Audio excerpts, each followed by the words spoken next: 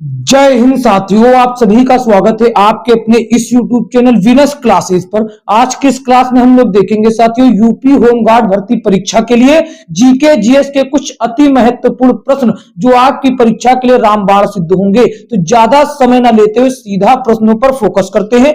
पहला प्रश्न आप सभी के सामने है। ये क्या कहता है? कहता है विनय पिटक और सुत्त पिटक इनमें से किसकी शिक्षाओं के संकलन है? गौतम बुद्ध के या ऋषभ देव के या महावीर जैन के या गुरु गोविंद सिंह? तो साथियों विनय पिटक और सुत्त पिटक गौतम बुद्ध की शिक्षाओं के संकलन है। ऑप्शन ए करेक्ट जवाब हो जाता। विनय पिटक और सुत्त पिटक और अभिधम्म पिटक इन तीनों पिटकों को संयुक्त रूप से त्रिपिटक कहा जाता है। देखते हैं साथियों अगला प्रश्न। अगला प्रश्न देखिए ये रहा। क्या कहता है? प्रश्न संख्या 2 कहता है सिंधु घाटी सभ्यता के निम्न में से किस स्थल को सबसे पहले खोजा गया? मोहनजोदड़ो को या फिर हड़प्पा को या लोथल को या कालीबंगा को? तो किसको सबसे पहले खोजा गया? सबसे पहले साथियों हड़प्पा को खोजा गया, जिस कारण सिंधु घाटी सभ्यता को हड़प्पा सभ्यता के नाम से भी जाना जाता है। क्योंकि साथियों सबसे पहले हड़प्पा खोजा गया, इसीलिए सिंधु घाटी सभ्यता को हड़प्पा सभ्यता कहा जाता है। ये बात हो गई। और इसको कब खोजा गया? 1921 में साथियों इसका उत्खनन दयाराम साहनी ने करवाया था। देखते हैं साथियों अगला प्रश्न। अगला प्रश्न ये रहा। यहां पर देखिए साथियों कहता निम्नलिखित में से दिल्ली सल्तनत का सही क्रम क्या है?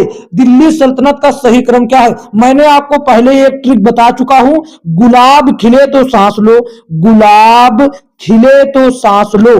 ठीक है, गुलाब खिले तो सांस लो, ये ट्रिक मैंने आपको बताया है पहले भी। तो सांस लो इसका मतलब क्या हो? देखिए गुलाब से हो गया गुलाम वंश, पहले गुलाम वंश आएगा तो ऑप्शन डी में देखो तुगलक वंश दे रखा, ये नहीं हो सकेगा। खिले से हो गया खिलजी वंश, गुलाम वंश के बाद खिलजी वंश। यहां पर देखो साथियों गुलाम वंश के बाद तुगलक वंश दे रखा है और यहां पर गुलाम वंश के बाद लोधी, तो ये दोनों ही गलत हो गए। ये देखो साथियों गुलाम वंश के बाद खिलजी वंश आ गया और तो का मतलब हो गया तुगलक वंश और सांस का मतलब हो गया सैयद वंश और लो का मतलब हो गया लोधी वंश। ठीक है, गुलाब खिले तो सांस लो, ये दिल्ली सल्तनत के साथियों जितने भी वंश हैं उनका साथियों क्रम है। ठीक है, और बात कर ले इनका क्रम और स्थापना और समय क्या है। यहां पर देखिए भैया, ये देखिए इसके बारे में जानकारी हम लेकर आए हैं। कहता 1206 से 1526 के बीच की अवधि को दिल्ली सल्तनत की अवधि के रूप में जाना जाता है।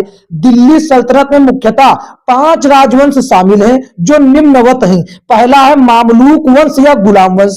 गुलाम वंश को मामलूक वंश भी कहा जाता है, जिसके स्थापक कुतुबुद्दीन ऐबक हैं। ठीक है, 1206 से 1290 तक चला। खिलजी वंश, खिलजी वंश साथियों यहां पर देखिए 1290 से 1320, जिसके संस्थापक जलालुद्दीन खिलजी। तुगलक वंश देखिए, तुगलक वंश ये साथियों 1320 से 1420 तक चला और सैयद वंश 1414 से 1451 तक चला, जिसके संस्थापक खिजर खां हैं। लोधी वंश का साथियों संस्थापक बहलोल लोधी था और ये 1451 से 1526 में इब्राहिम लोधी बाबर के हाथों पानीपत के प्रथम युद्ध में मारा गया। वहीं से साथियों क्या हो गया? दिल्ली सल्तनत समाप्त हो गया और मुगल वंश चालू हो गया। ठीक है, देखते हैं साथियों आगे। अब देखते हैं अगला प्रश्न। अगला प्रश्न ये रहा भैया, देखिए आ गया। पानीपत की तीसरी लड़ाई पूछा है। पानीपत की तीसरी लड़ाई कौन से वर्ष में लड़ी गई? 1761, 1762, 1763, 1760। तो पानीपत की तीसरी लड़ाई 1761 को लड़ी गई। अगर आपसे पूछ लेता पहली लड़ाई, तो पहली लड़ाई साथियों 1526 में लड़ी गई थी और दूसरी लड़ाई अगर आपसे पूछ लेता तो ये साथियों 1556 में लड़ी गई थी। ठीक है, और किसके? ये पानीपत की जो तीसरी लड़ाई है साथियों, ये किसके बीच? ये अब्दाली शाह और मराठाओं के बीच हुई थी, जिसमें अब्दाली शाह जीत गया था। और पहला पानीपत का प्रथम युद्ध बाबर और इब्राहिम लोधी के बीच हुआ, जिसमें बाबर विजयी रहा। और ये साथियों पानीपत का दूसरा लड़ाई 1556 में अकबर और हेमू के बीच लड़ी गई, जिसमें अकबर विजयी रहा। देखते हैं साथियों अगला प्रश्न। अगला प्रश्न ये रहा भैया, क्या कहता है? कहता भारत में पहली ब्रिटिश प्रेसिडेंसी की स्थापना कहां की गई? मुंबई में की गई, या गोवा में की गई, या सूरत में की गई, या कोलकाता में? तो कहां पर की गई भैया? ये साथियों 1608 में सूरत में की गई। कहां पर? 1608 में सूरत में की गई। ऑप्शन सी करेक्ट जवाब हो जाता है। देखते हैं साथियों अगला प्रश्न। अगला प्रश्न ये रहा भैया, क्या कहता है? कहता है स्वतंत्रता के बाद भारत की संविधान सभा के अध्यक्ष कौन थे? तो स्वतंत्रता के बाद भारत की संविधान सभा के अध्यक्ष कौन थे? सी राजगोपालाचारी, आचार्य नरेंद्र देव, डॉक्टर बी आर अंबेडकर, या राजेंद्र प्रसाद? तो सभी का उत्तर जो संदेश जाता है वो सी राजगोपालाचारी। ये तो साथियों गवर्नर थे, जबकि संविधान सभा के अध्यक्ष डॉक्टर राजेंद्र प्रसाद ही थे। ऑप्शन डी करेक्ट जवाब हो जाता है भैया। देखते हैं साथियों अगला प्रश्न। अगला प्रश्न साथियों देखेंगे, क्या कहता है? ये रहा प्रश्न संख्या 7। कहता है निम्नलिखित में से कौन सा भारत सरकार का संवैधानिक निकाय नहीं है? संवैधानिक निकाय नहीं है मतलब किसका जो है जिक्र संविधान में नहीं होता? संघ लोक आयोग का, संघ लोक सेवा आयोग का भैया जो जिक्र है वो आपको अनुच्छेद 315 में मिल जाएगा। अनुच्छेद 315 में मिल जाएगा। इसका मतलब इसका संविधान में जिक्र है।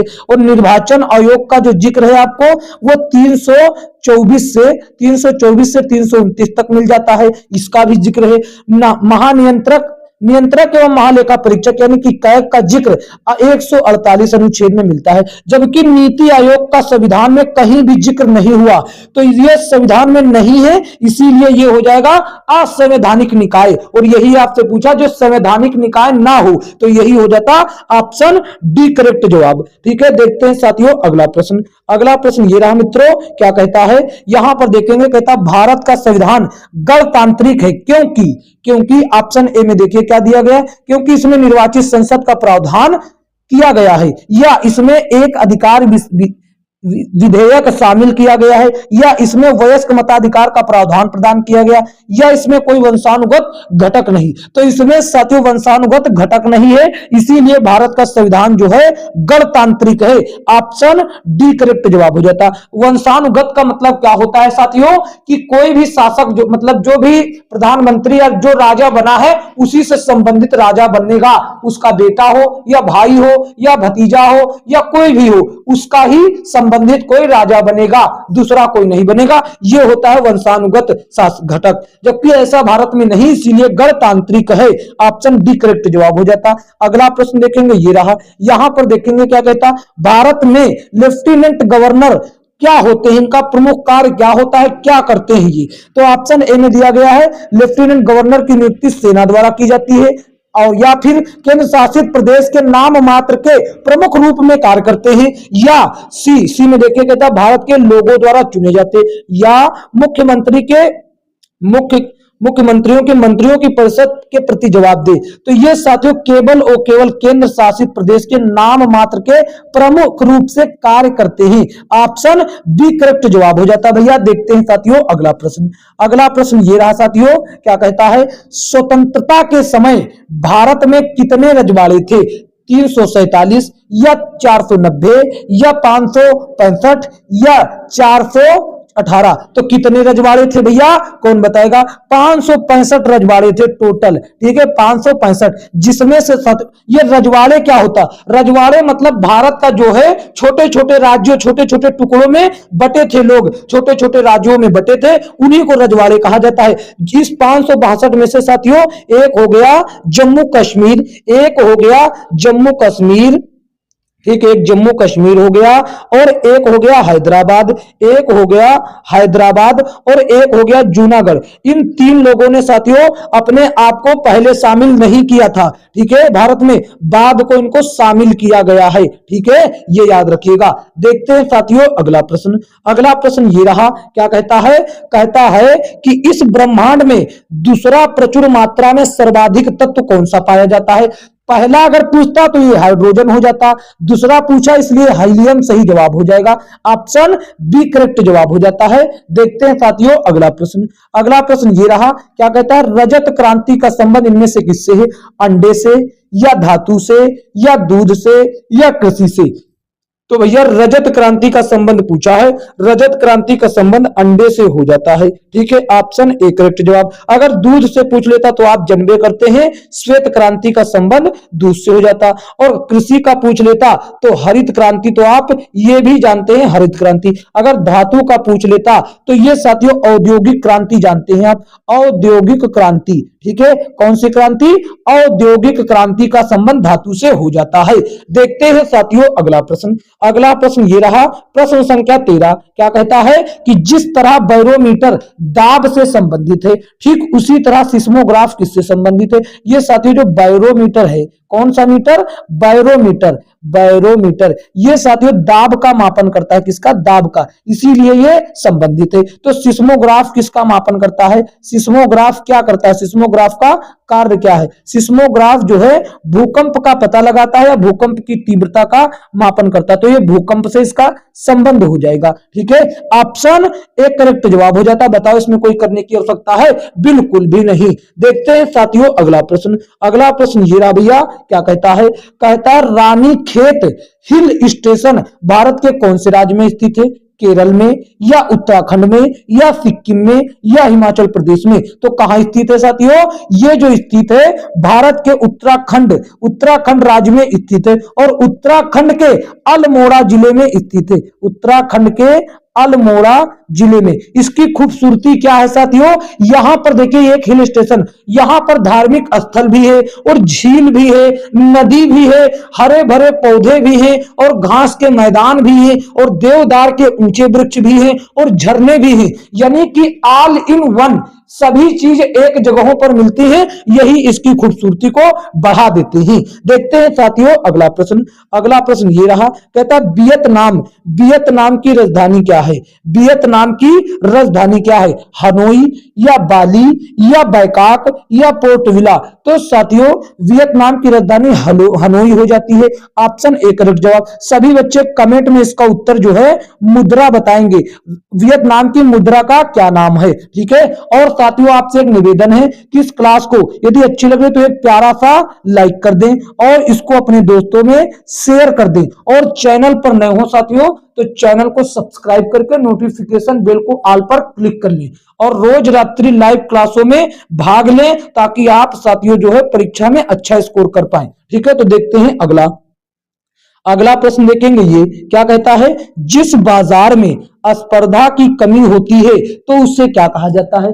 जिस बाजार में स्पर्धा की कमी हो, मतलब उसमें कोई कंपटीशन ना हो, एकात्मक, यानी कि एकात्मक सीधा सीधा हो, तो उसको मोनोपोलो कहा जाता है, मोनोपोली कहा जाता है। ऑप्शन ए करेक्ट जवाब हो जाता है। देखते हैं साथियों अगला प्रश्न। अगला प्रश्न ये रहा, ये इकोनॉमिक्स के प्रश्न है साथियों। कहता कुल स्थिर लागत और कुल परिवर्तनीय लागत के योग को किस रूप से जाना जाता, किस नाम से जाना जाता है, यह बतलाना है आपको। तो कौन से नाम से भैया जाना जाता है? तो इसको जाना जाता है भैया कुल व्यय के या कुल लागत से या कुल राजस्व के या कुल उत्पाद, तो इसको जाना जाता है कुल लागत से। ऑप्शन बी करेक्ट जवाब हो जाता। आगे देख लेंगे, आगे देखेंगे साथियों ये क्या है, तो ये भी इकोनॉमिक्स का प्रश्न ही है। कहता एमपीसी यानी कि सीमांत उपभोग प्रवृत्ति मान समानता क्या किस पर निर्भर होता है, क्या कितना होता है?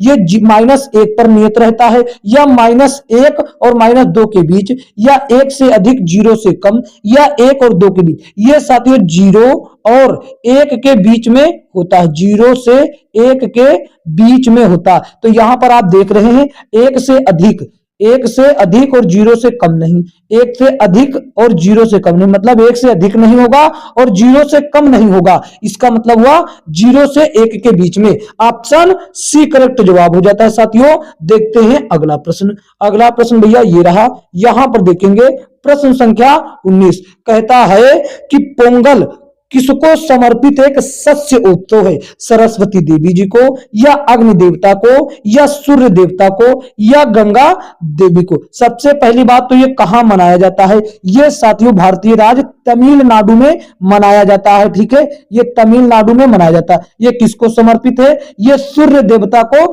समर्पित है। ऑप्शन सी करेक्ट जवाब हो जाता है। देखते हैं साथियों अगला प्रश्न। अगला प्रश्न ये रहा, कहता है कि गोवा मुक्ति दिवस इनमें से किस तारीख को मनाया जाता है? 22 दिसंबर को, या 20 दिसंबर को, या 19 दिसंबर को, या 21 दिसंबर को? तो किस तारीख को मनाया जाता है साथियों? तो गोवा मुक्ति दिवस जो है 19 दिसंबर को प्रत्येक वर्ष मनाया जाता है। ऑप्शन साथियों सी करेक्ट जवाब हो जाता। और गोवा की साथियों राजधानी क्या है आप बताएं? राजधानी भैया क्या है? राजधानी इसकी पणजी है। क्या है? पणजी। और भाषा यहां पर कौन सी बोली जाती है? भाषा यहां पर साथियों कोंकणी बोली जाती है। भाषा कौन सी बोली जाती है भैया?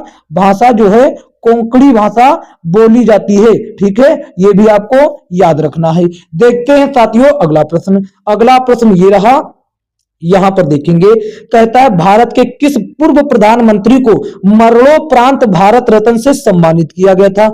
तो मरणोपरांत भारत रत्न से किसे सम्मानित किया गया? राजीव गांधी, या पीवी नरसिम्हा राव, या मोरारजी देसाई, या आई के गुरजाल? तो किसको किया गया भैया? ये किया गया था राजीव गांधी को। राजीव गांधी को कब किया गया था साथियों? ये इनको कब किया गया था? 1991 को। 1991 में किया गया था। ऑप्शन ए आपके प्रश्न का एकदम सही जवाब हो जाता है। देखते हैं साथियों अगला प्रश्न। अगला प्रश्न ये रहा मित्रों, यहां पर देखेंगे क्या कहता है। कहता है संयुक्त राष्ट्र यूएन का मुख्यालय कहां स्थित है?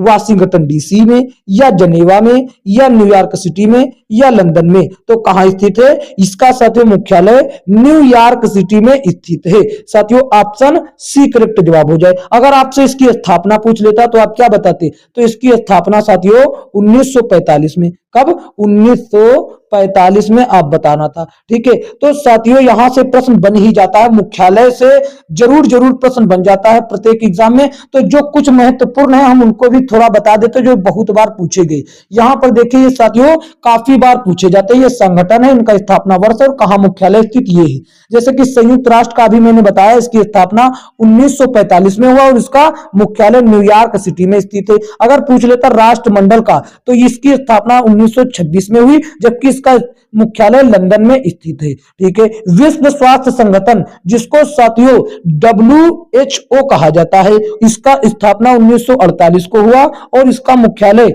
जनेवा में स्थित है। विश्व बैंक का जो स्थापना हुआ 1944 को हुआ और इसका जो मुख्यालय है वाशिंगटन डीसी में स्थित है। ये साथियों आपको याद रखना है इसके अतिरिक्त। ठीक है, तो देखते हैं साथियों अगला प्रश्न। अगला प्रश्न ये रहा, कहता है लेडी रतन टाटा ट्रॉफी किस खेल से संबंधित है? लेडी रतन टाटा ट्रॉफी किस खेल से? बैडमिंटन से, फुटबॉल से, या हॉकी से, या साथियों क्रिकेट से? किससे संबंधित? ये भैया जो है हॉकी से संबंधित है। ऑप्शन सी करेक्ट जवाब हो जाती। और रतन टाटा ट्रॉफी का नाम साथियों उद्योगपति रतन टाटा के नाम पर रखा गया है। ठीक है, रतन टाटा के नाम पर रखा गया है, ये बात रखेंगे याद। देखते हैं साथियों अगला प्रश्न। अगला प्रश्न ये रहा, यहां पर देखेंगे क्या कहता है। उत्तर पूर्वी क्षेत्रीय भाषा केंद्र कहां स्थित है? उत्तर पूर्वी क्षेत्रीय भाषा का केंद्र कहां स्थित है? दिसपुर में, या कोहिमा में, या गुवाहाटी में, या ईटानगर में? तो कहां पर स्थित है? ये साथियों गुवाहाटी में स्थित है।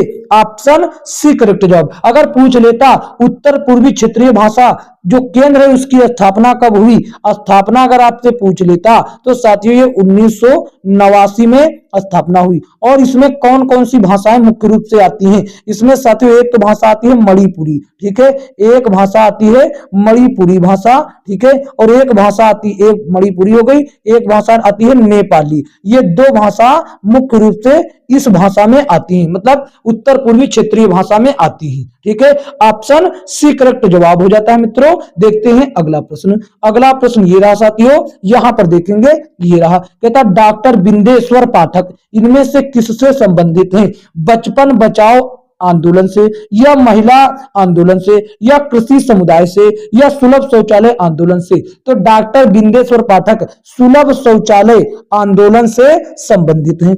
ऑप्शन डी करेक्ट जवाब हो जाता है। और बिंदेश्वर पाठक जी ने साथियों 1970 में इन सुलभ इंटरनेशनल की स्थापना भी की। किसकी करी? सुलभ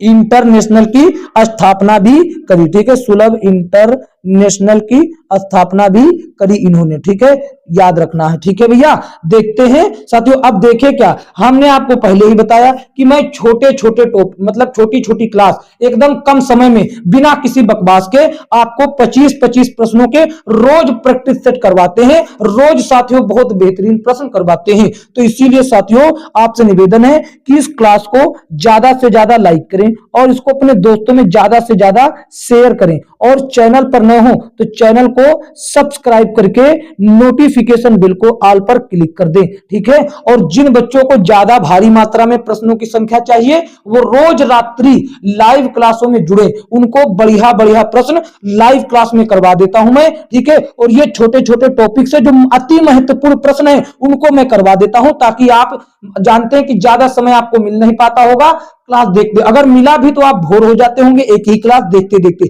इसीलिए छोटे छोटे क्लास में बना रहा हूं। ठीक है, और कई क्लासें बना चुका हूं, प्लेलिस्ट बनी हुई आप देख सकते हैं। तो चैनल को सब्सक्राइब करके जुड़े जरूर। ठीक है साथियों, और अगर आप इसका पीडीएफ प्राप्त करना चाहते हैं तो साथियों क्या करें, आप हमारे टेलीग्राम चैनल से जुड़ सकते हैं, वहां पर आपको इसका पीडीएफ जो है बेहतरीन तरीके से मिल जाएगा। तो साथियों मिलेंगे किसी अन्य क्लास में, तब तक के लिए जय हिंद जय भारत।